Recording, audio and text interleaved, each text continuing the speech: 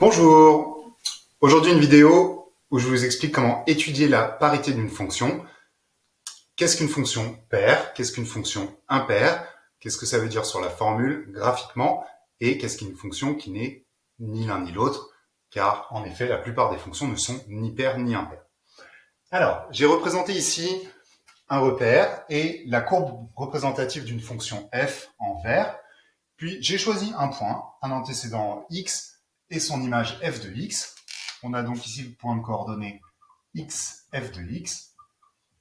Et ce point est bien entendu situé sur la courbe représentative de f. Alors, étudier la parité d'une fonction, c'est s'intéresser à ce qui se passe pour l'opposé de cet antécédent. Ici, j'ai choisi x là, donc son opposé, c'est moins x qui se trouve de l'autre côté ici. Donc, pour cet antécédent, je vais regarder son image et il peut se passer trois choses. Les trois choses, c'est, premièrement, je peux avoir une image qui soit complètement différente. L'image de moins x, elle peut être complètement différente de l'image de x et n'avoir rien à voir avec f de x, ça peut être une toute autre valeur. Dans ce cas-là, on dira que la fonction n'est ni paire ni impaire, qu'elle n'a rien de particulier. On verra avec un de ces trois exemples.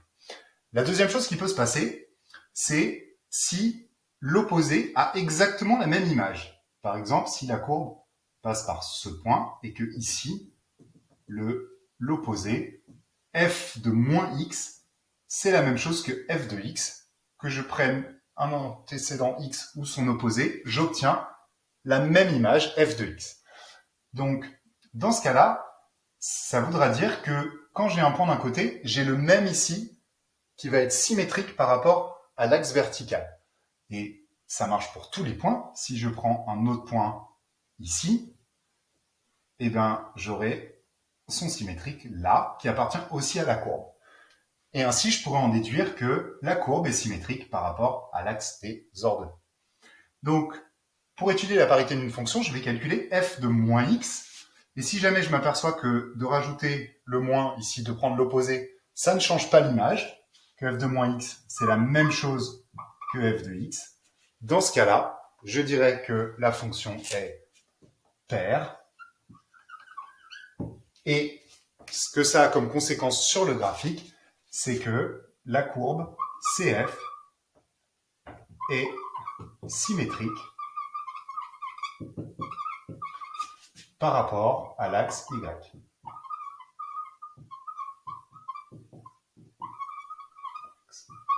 Oui. Donc, par rapport à l'axe vertical ici.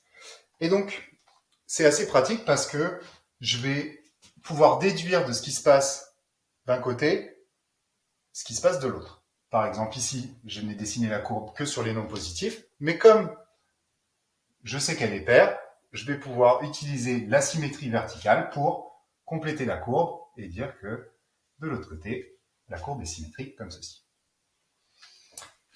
Alors, une autre possibilité, quand je change x en son opposé, c'est que l'image, elle aussi, soit opposée. C'est possible, pour certaines fonctions, que quand je change x en moins x, je trouve que la valeur, l'image de moins x, n'est pas complètement différente. C'est l'opposé de l'image. Donc, au lieu d'avoir f de x ici, je vais avoir moins f de x ici. Et dans ce cas-là, ça veut dire que ce point-là appartient à la courbe. Et de la même façon, je vais pouvoir en déduire une certaine symétrie. Si j'ai ce point sur la courbe, je vais avoir le même pour l'opposé, donc de l'autre côté. L'image sera opposée ici, et j'aurai ce point-là. Et j'obtiens un autre type de symétrie. Je vais pouvoir en déduire que la courbe ici est symétrique, mais cette fois-ci par rapport à l'origine. Donc si ma courbe est comme ça sur d'un côté de l'origine, je pourrais en déduire par symétrie centrale qu'elle est comme ça de l'autre côté. Donc dans ce cas-là, on dit que la fonction est impaire. Et la courbe f admet l'origine comme centre de symétrie.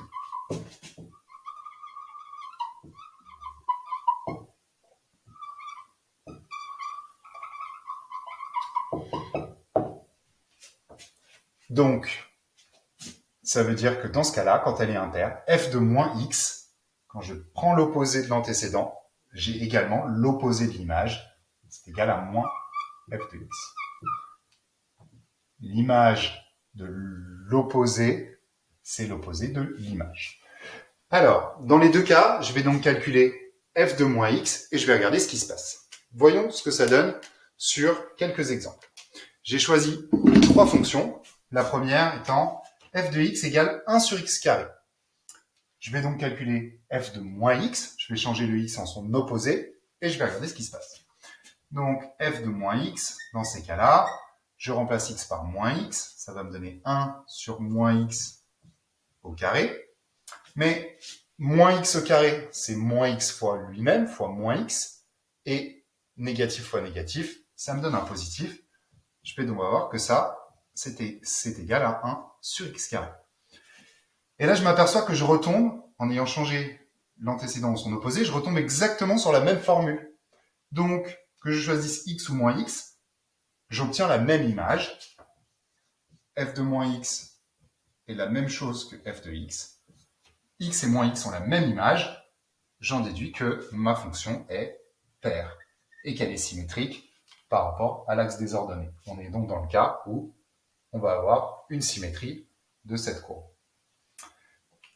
Deuxième cas de figure, je prends la fonction x cube moins x, et toujours pareil, je vais calculer, je vais changer x en son opposé et calculer son image. F de moins x, c'est donc moins x le tout au cube, j'ai changé ce x là en moins x, plus moins x. Je vais changer ce x là en moins x également. Cette fois-ci, moins x puissance 3, j'ai trois signes négatifs, il y en a deux qui vont s'annuler ensemble, il m'en reste un. Donc, ça me donne moins x cube plus moins x, donc moins x. Et je me rends compte que cette expression, c'est exactement l'opposé de celle-ci. En effet, moins x cube moins x, c'est moins x cube plus x.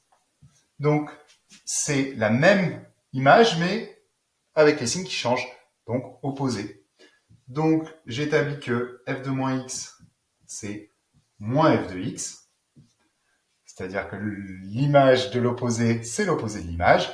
Je suis cette fois-ci dans le cas où la fonction est impaire et admis une symétrie centrale autour de l'origine. Donc plutôt une courbe qui aura la même symétrie que la courbe en rouge ici. Dernier cas de figure, cette fonction-là, je me demande si elle est paire ou impaire.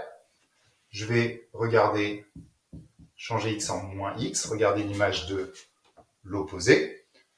Donc, ça me donne 2 fois moins x plus 3, ce qui me donne moins 2x plus 3. Alors, je me rends compte que l'image de l'opposé, f de moins x, déjà, je ne retombe pas exactement sur l'image de x. C'est pas tout à fait la même chose. Donc, ça n'est pas égal à 2x plus 3, à f de x. Donc, j'en déduis qu'elle n'est pas paire, déjà. Elle ne peut pas être paire. Et c'est pas complètement non plus l'opposé de ça, puisque pour avoir l'opposé de 2x plus 3, il faudrait que j'ai moins 2x moins 3. Alors là, le plus 3 n'a pas changé de signe. Donc ça n'est pas non plus complètement l'opposé, ça n'est pas non plus moins 2x moins 3, qui serait l'opposé. Donc ma fonction n'est pas impaire non plus. Donc, en faisant ce petit calcul, je m'aperçois qu'une partie a changé. C'est une partie qui aurait pu être impaire, mais le plus 3 n'a pas changé. Donc, la fonction en entier n'admet pas de symétrie. Elle n'est ni paire ni impaire. Elle n'a pas de symétrie verticale. Elle n'est pas symétrique autour de l'origine. Voilà les trois cas. Une fonction paire, une fonction impaire et une fonction qui, comme la plupart des fonctions, n'est ni l'un ni l'autre, ni paire ni impaire. Alors, on a choisi ces noms, paire et impaire, puisque les fonctions qui ont uniquement des puissances paires sont paires, puisque x puissance 2, x puissance 4, x puissance 6, le signe va disparaître avec la puissance, donc elles seront paires. Et on a choisi impaire, car quand il n'y a que des puissances impaires, en général, la fonction a cette propriété, elle est impaire. Quand c'est un mélange, souvent elle n'est ni l'une ni l'autre. Mais pour le savoir, on calcule systématiquement f de moins x et on regarde ce qu'on obtient.